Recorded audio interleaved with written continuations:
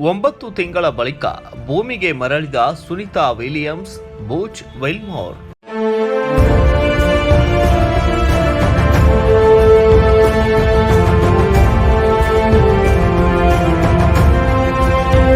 ಇನ್ನೂರ 86 ದಿನಗಳ ಬಳಿಕ ಭಾರತೀಯ ಮೂಲದ ಅಮೆರಿಕದ ಗಗನಯಾತ್ರಿ ಸುನಿತಾ ವಿಲಿಯಂ ಹಾಗೂ ನಾಸಾದ ಬಾಹ್ಯಾಕಾಶಯಾನಿ ಬೂಚ್ ವಿಲ್ಮೋರ್ ಮರಳಿ ಭೂಮಿಗೆ ಕರೆತರಲಾಗಿದೆ.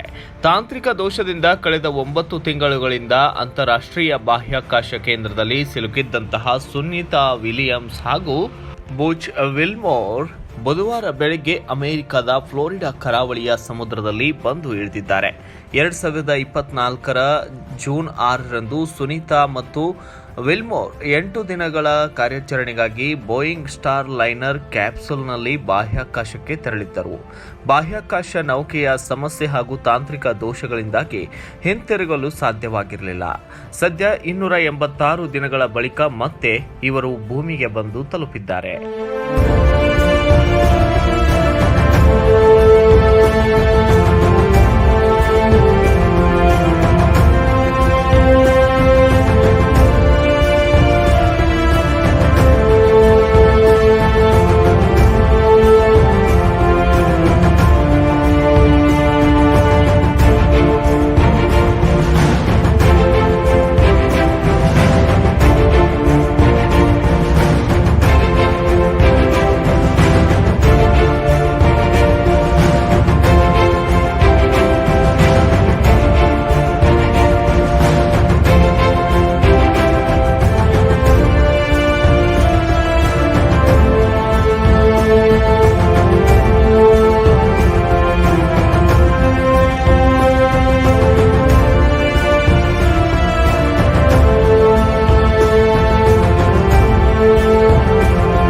ಪೂರ್ತಿ ಸುದ್ದಿ ಅಥವಾ ಸ್ಪೆಷಲ್ ವಿಡಿಯೋಗಳನ್ನು ನೋಡಲು ಹಿಂದೆ ನಮ್ಮ ಕನ್ನಡ ಜನಶ್ರೀ ಯೂಟ್ಯೂಬ್ ಚಾನೆಲ್ ಅನ್ನು ನೋಡಿ, ಜೊತೆಗೆ ಲೈಕ್, ಶೇರ್, ಸಬ್ಸ್ಕ್ರೈಬ್ ಮಾಡುವುದರ ಮೂಲಕ ನಮ್ಮನ್ನ ಪ್ರೋತ್ಸಾಹಿಸಿ.